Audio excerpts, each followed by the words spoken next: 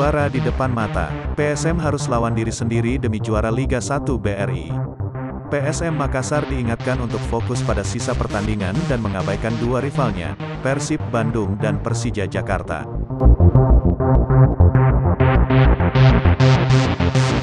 Skuad Juku Eja dinilai harus berjuang sendiri jika ingin mengangkat trofi juara Liga 1 2022/2023. PSM Makassar harus tetap fokus. Jangan pikirkan Bandung, jangan pikirkan Persija.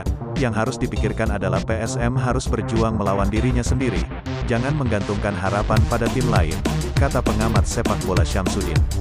Saat ini PSM Makassar kokoh di puncak klasemen dengan raihan 66 poin dari 30 laga, unggul 13 poin dari Persib Bandung di peringkat kedua.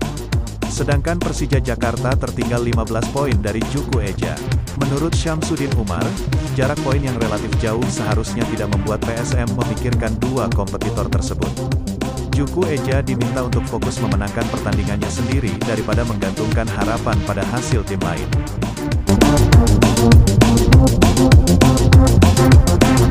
Sudah jelas berapa selisih poin dengan Persija, kalau menang 5 kali, tidak mungkin, kata pria yang akrab disapa Syam itu.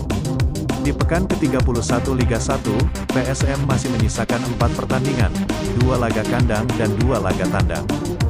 Juku Eja akan berhadapan dengan Bayangkara FC, Madura United, PSIS Semarang, dan Borneo FC.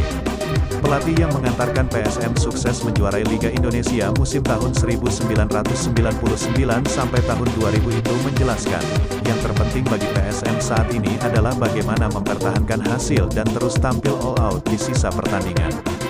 Yang terpenting adalah tetap berharap bagaimana skuad Juku Eja bisa menjadi juara. PSM Makassar harus kerja keras, kita harus menggunakan semua kemampuan kita, jelasnya. Saya rasa kemampuan PSM saat ini sangat bagus dari segi mentalitas pemain, strategi kepelatihan, dan koordinasi tim, ujarnya.